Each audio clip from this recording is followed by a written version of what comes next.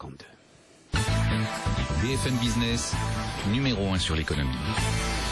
C'est Stéphanie Delestre qui est donc avec nous, la patronne de Capa.fr. Bonjour Stéphanie Delestre. Bonjour Stéphane. Et vous êtes toujours sur votre ambition là, parce que vous, c'est pas le pacte des responsabilités, mais vous avez bel et bien l'ambition de faire reculer le chômage. Vous m'aviez donné un pourcentage considérable, Stéphanie d'ailleurs, il y a quelques mois quand j'avais découvert Capa et là où vous mettiez le potentiel des nouvelles technologies sur la lutte contre le chômage.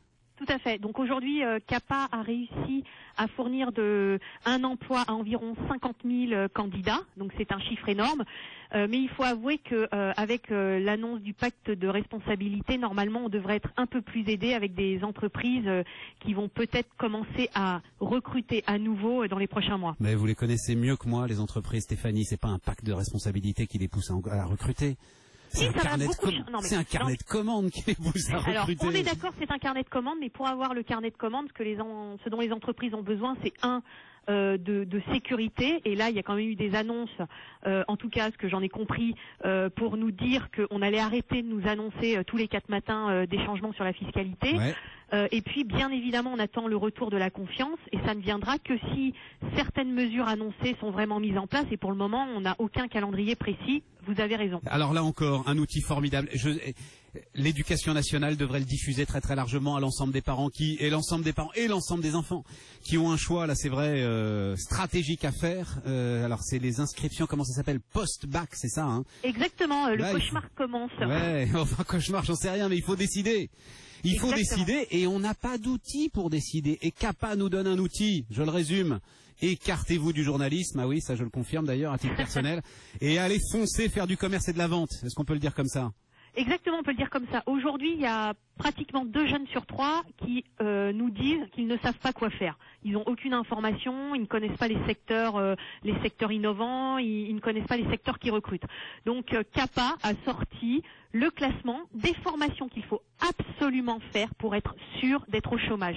Et malheureusement pour vous, Stéphane, eh bien le métier numéro 1, la formation numéro 1, c'est celle de journaliste. Ah mais oui, mais vous avez parfaitement raison. Mais je le répète à longueur de journée, si vous voulez, dès que je rencontre des jeunes gens. Ah oui, aucun problème. Non, mais c'est parce que je suis plus surpris derrière par la chimie, par exemple, numéro 3. La chimie recrute plus du tout aujourd'hui?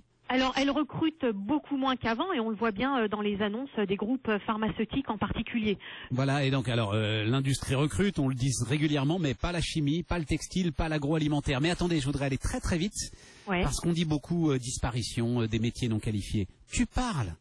C'est-à-dire que accueil, secrétariat, service aux particuliers, hôtellerie, restauration, on est bel et bien là sur des gisements de recrutement. C'est ce que nous dit Capa ce matin. Mais bien sûr, sans oublier aussi le commerce et la vente, les profils qui sont recrutés rapidement et à des bons salaires, c'est avant tout des profils Bac+2.